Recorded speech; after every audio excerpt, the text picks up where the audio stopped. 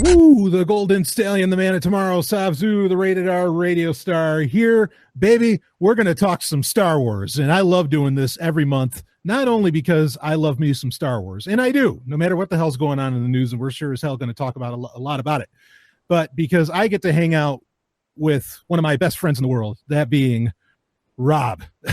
Robin, welcome to the show, man. Snuggle bomb, oogie woogie. Hell yes, man. So, Robin, we've got a hell of a start. I mean, things have been nuts since Solo came out, since Solo Star Wars Story came out, which that we're going to be opening up talking about that. But you know, I'm gonna open up with this. I want to ask you this quick. I mean, how are you feeling this month, Star Wars wise? Like you know, picture this like going into a hospital, like triage, right? You know, and they're saying, okay, you know, your face, tell us the number of how you're feeling, or they have you point at the face of like, is it a full grimace? Are you like writhing in pain? You know, is it 1 to 10? Like 10 being the worst pain possible over Star Wars, 1 being you're happy as hell. Where do you put yourself right now? Well, in terms of the franchise itself, I mean, you know, like I'm 2. You know, it's not that big of a deal. Like you're talking about walking into the emergency room, though, and it seems like everybody else is running around. You know, like you know, the people are coming in with scrapes and bruises and claiming that they're dying. Yeah, right. Yeah, everybody seems like they're at a 10 right now. Yeah, like, I mean that's the way that it feels on the internet. I agree. Right.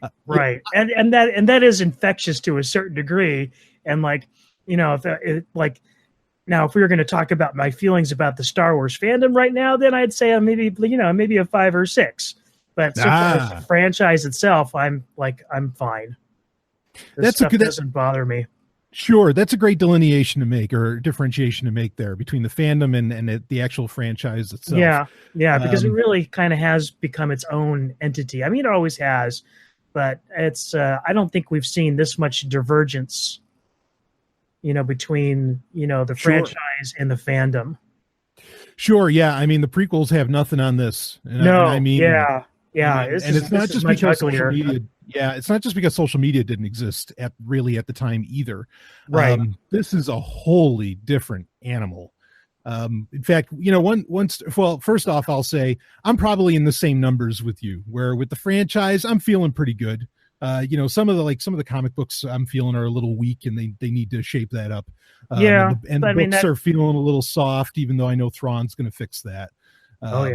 Yeah, just like it's fixing the comics in a very real way. Yeah, did you see that new cover they put out for the limited edition for the San Diego Comic-Con? Was that the one with Anakin in it? Yeah, that was awesome. A sweet piece of art. Hell yes, it was. That was really, really cool, and I'm hoping that story's going to come out. Yeah, because it's a pretty good bet. You know, there's no spoiler here. I don't know this. I'm just guessing that this is going to tell, because in the first Thrawn book you heard this, or you heard rumors of Thrawn knew Anakin Skywalker. I think he's going to figure out, just like Tarkin did in the Tarkin book. I think Thrawn's going to figure out that Vader is Anakin. Well, I mean, the kind of synopsis they've given for this book is going to be a Thrawn Darth Vader sort of buddy cop movie. Yeah, you know, and you know, of course, if they have history, that's going to come up. Yeah, I mean, and the fact that they put that cover out, I mean, that's just a glaring, you know, tell. Yeah, no, I agree. But because that book's coming out, and among other things, of course, we have the new cartoon series or animated series that we mentioned in last month's Star Wars update. A lot of these things, I'm with you. I think the franchise is largely doing fine. Just a note, congrats to Dave Filoni, who won a Saturn Award for Rebels. Yeah, this week. Yeah, fantastic, and in my opinion, well deserved. Yeah, absolutely. I've been waiting. I'm excited. I know July 31st, I think they said, is when season 4 of Rebels will be coming out on Blu-ray. Right. I've been waiting for like a complete box set of that to come out before I purchase it. But I will be definitely doing so on Blu-ray in the near future. So, and as far as fandom goes, I'm with you, 5 or 6. I mean, something we didn't line up actually for this month was the Kelly Marie Tran story, which I talked about on Sovryn Tech Prime a little bit. Just because I think that, I mean, it's so tough to tell what's real on the internet. Right. I mean, it's like, it's FUD. Yeah. I mean, and I feel like And then, this gets into something we're probably going to talk about later, the same thing that happened to Kathleen Kennedy about like a lot of the hate that got put on her birthday post and all this stuff. Right. We can get into all that a little bit later, I think. Yeah. But yeah, the fandom does feel just really fucking ugly right now. And I just don't get it because, well, again, I mean, I don't know. I wonder what. But I think this is something that you brought up when you talked about the Kelly Marie Tran thing. I to a certain degree, I do think this is like a lot of the really negative stuff is coming from a minority of people that are puffing themselves up to look like they have greater numbers than they really do. Yeah. Yeah, I think that's going on. And I do follow a few people on social media who, just for fandom purposes, that are really kind of pushing back against this kind of stuff and are trying to, put out a more positive attitude. And so, there's definitely a divide there. But I do think for the most part that the people that feel like you and I do outweigh the people that are, kind of making a big stink about a lot of this stuff. Yeah, I think you're right about that. Well, I don't know. There's a whole lot that could be said about all of that, but yeah, it's tough to know what's really real on the internet. Bottom line, right? And that I guess really the numbers are what will speak for themselves. But the numbers don't exactly tell by Star Wars standards the prettiest story. And I think we'll go ahead and start. We'll open up with what we wanted to talk about first, which is the box office performance. I mean, it's been about a month now. It's actually been, I think, exactly a month. Box office performance of Solo: A Star Wars Story. This is the latest entry, of course, put into theaters of Star Wars. And right now, it is sitting at a domestic total, and that is in the U.S., $204 million as far as what it's grossed. And then for worldwide total, worldwide foreign markets, it's done 151 million about. So with a grand total of 356 million, that is not going to, cut muster for the most expensive Star Wars movie ever made. Granted, it's expensive because were extensive reshoots, but these numbers are honestly great for any movie, but for Star Wars, of course, like everybody's saying, I mean, it's not good. What do you think, Robin? Well, I mean, for one, do we have any exact numbers on how much Solo cost? Because I've heard different stories on that, and it seems like there's some certain uncertainty as to, and I don't think they've actually put out the exact numbers. Yeah, that's especially when it comes to like how much they spent on marketing and things like that, because that's always a big thing. And honestly, I mean, I think that had a lot to do with the poor performance of the movie, was the marketing. Yeah. So the argument goes is that, or the theory is from Variety, is that because they don't have exact numbers, but it cost at least $250 million to make. And then there was $150 million in promotion. It broke even. Just barely. It just broke even, but that doesn't work. No, for Hollywood, right? Yeah. But I mean, and I think they've mentioned and we'll get into this, but they're going to be changing their marketing strategy in the future. Yeah. I mean, the thing is, so do these numbers kind of surprise me? Not exactly, considering and I think we talked about this last month. I mean, it was dumb of them to not stick with December. They really should have stuck with December. Yeah. It was definitely, it was, overload. Yeah. I mean, it was too hot a field. Yeah. And this is something, especially with the other two big Avengers. Avengers and Deadpool. No way, man. That was bad move. Yeah, and now this past week they've been taking on the Jurassic World sequel. Right. I mean, and that's and of course that I personally feel that's squarely aimed at taking on Disney. Yeah, well, I mean, Colin Trevorrow had fired shots on that matter earlier. Right. He made some statements about how, like the new Jurassic Park movies are for a new generation, but not at the expense of the old movies.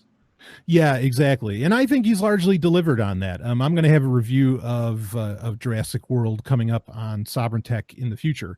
But in any case, yeah. So first off, like, I think making this a May movie was just pure foolishness.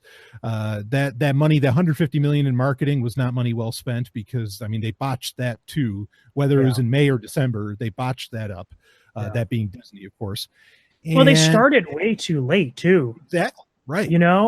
Like, I mean, I remember both of us were kind of feeling not too excited for this movie.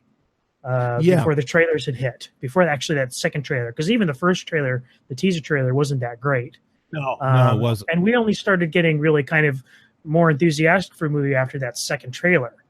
Yeah, which came mid-April. Right. Which is like, that's really late in the game. Yeah. Which sucks, and the reason you want to do it earlier, okay, is because you want to start building up that groundswell and have people watch the trailer over and over again and have people talking about it. Like, oh, I'm so excited for this fucking film. As to where, I remember talking to people when I was at Liberty Forum and everything. And, I mean, people know I'm a Star Wars nut. And I was just saying, I was like, yeah, this is the first time I've just haven't felt excited for anything. So I'm sure my word of mouth, and I can imagine other, Star Wars sweaties word of mouth just being like, yeah. Well, the general attitude seemed to be from the beginning, even before we'd seen anything in the movie, was just announced that they were going to be doing a solo Han Solo story movie.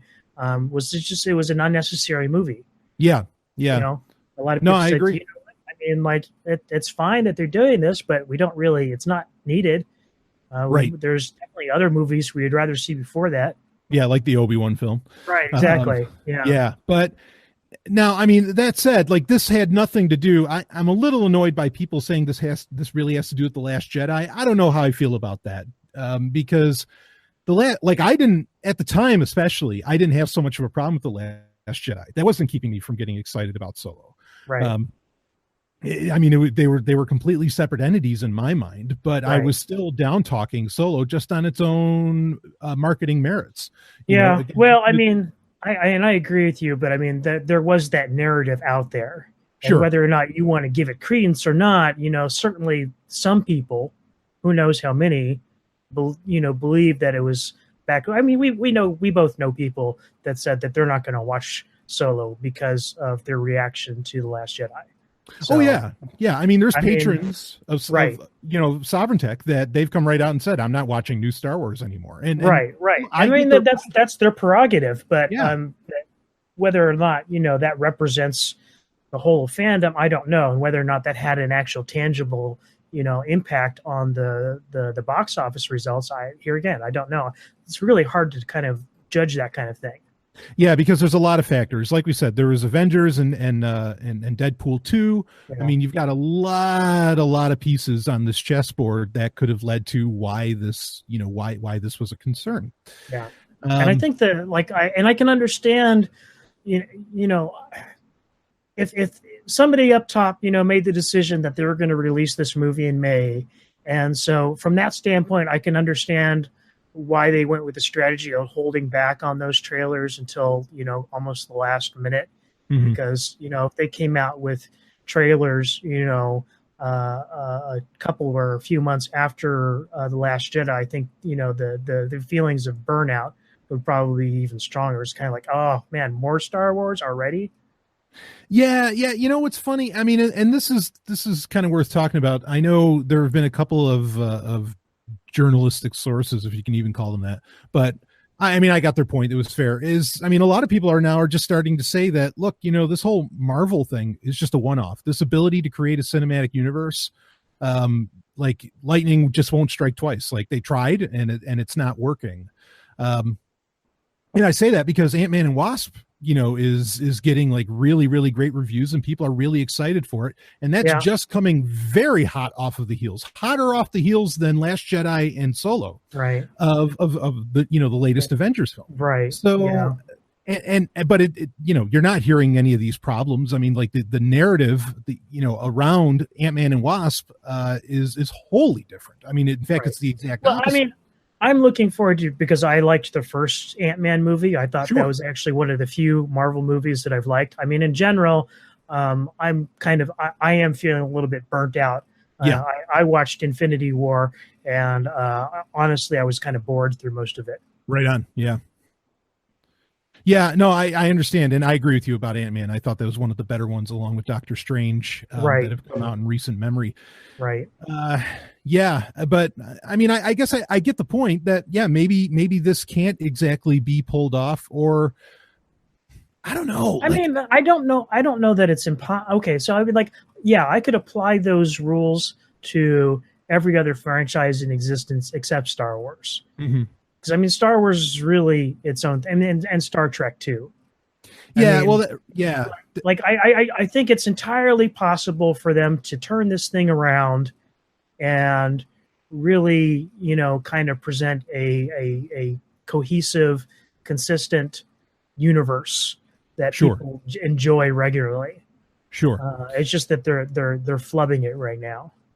Yeah, I mean, I'll say this. I don't mind if, I mean, the narrative in the news and everything, and by a lot of other Star Wars commentary shows, we'll say, I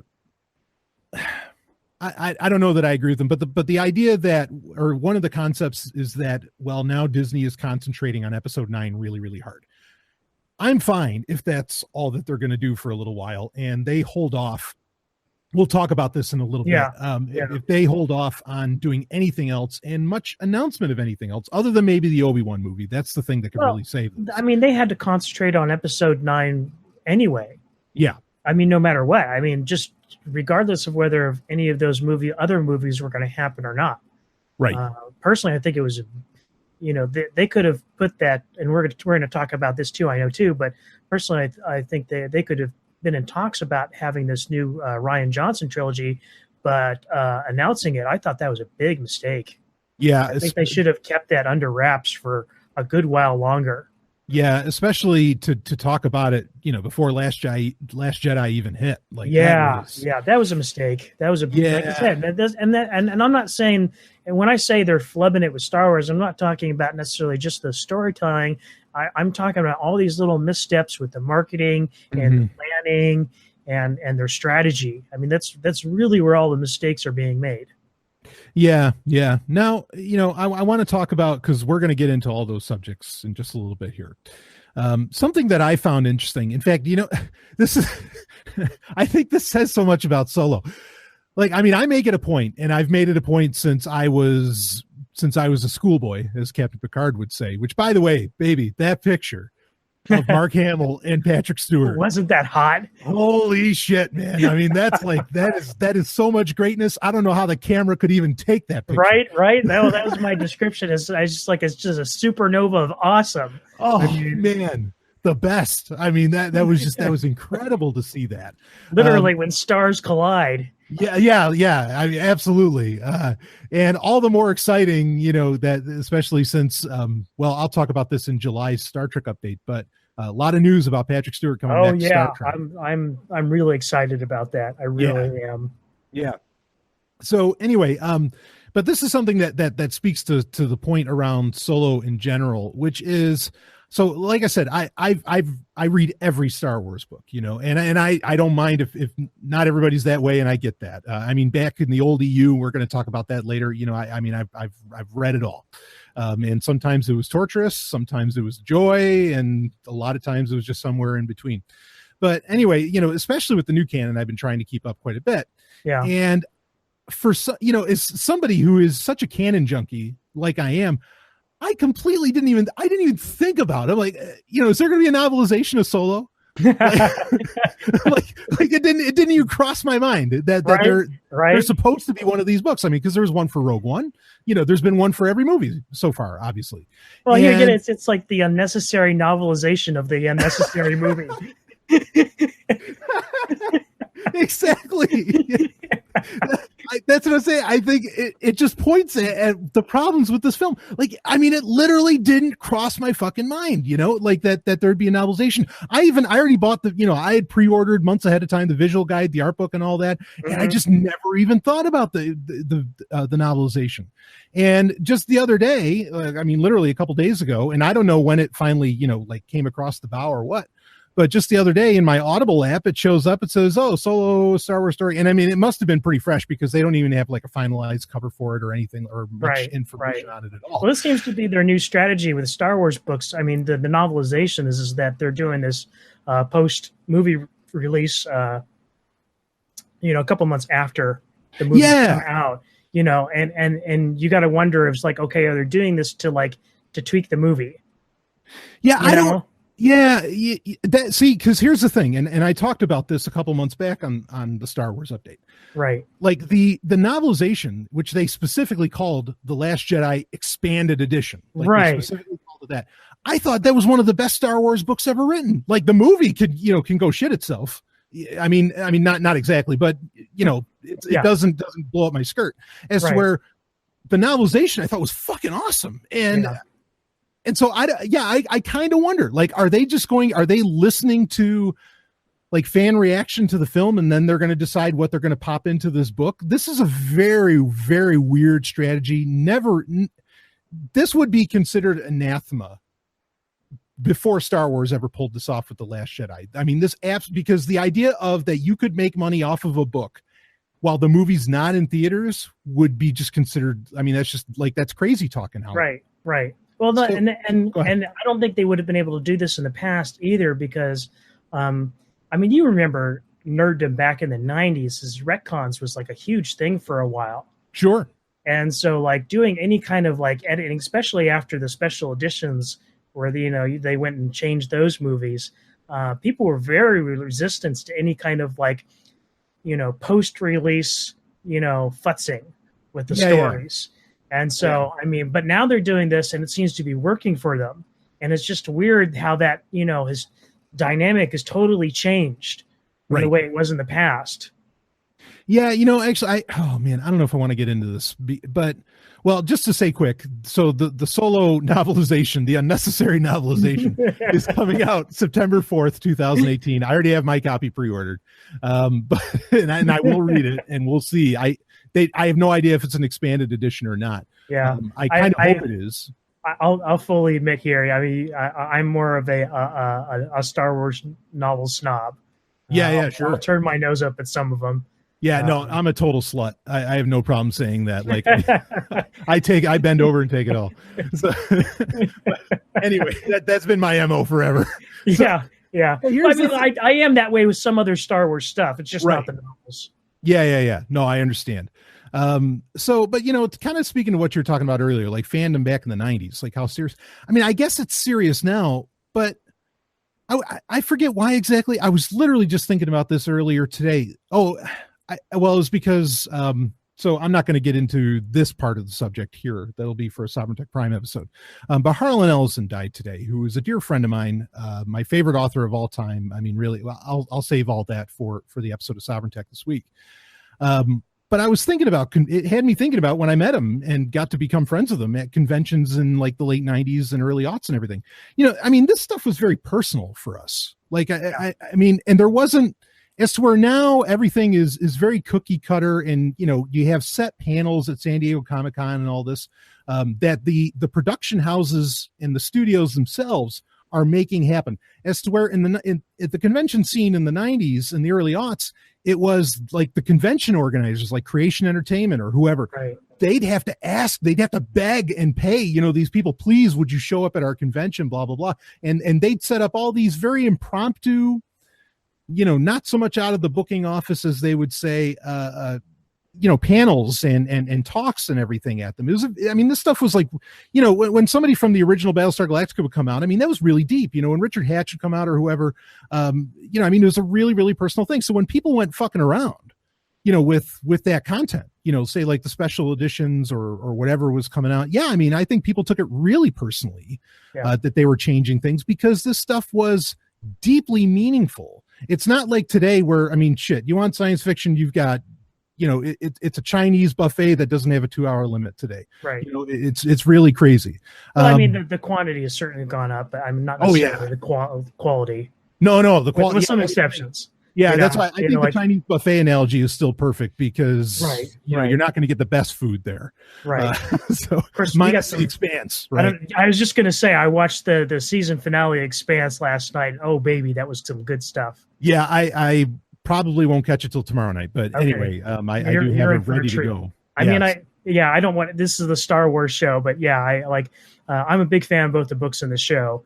And even though they really kind of abridged the book that this season's based on, this half season, it was still really enjoyable. Yeah. And yeah, Stephanie and I love that show. We're watching it like pretty much minus tonight. We watch it as soon as we get the opportunity, as soon as it's available. So, but anyway, I mean, it was a different time back then, and this stuff was really personal, and you didn't want to go fucking with it. As to where now, I don't know. I mean, I didn't mind the special editions back in the day anyway. Like, I was just so excited to see Star Wars in theaters because I was so young. I was like, oh, this is going to be fucking great, that I didn't mind. I've never minded, like, Lucas's additions to the Blu-rays, where Vader says no, and all this, or at the end of Return of the Jedi and all that.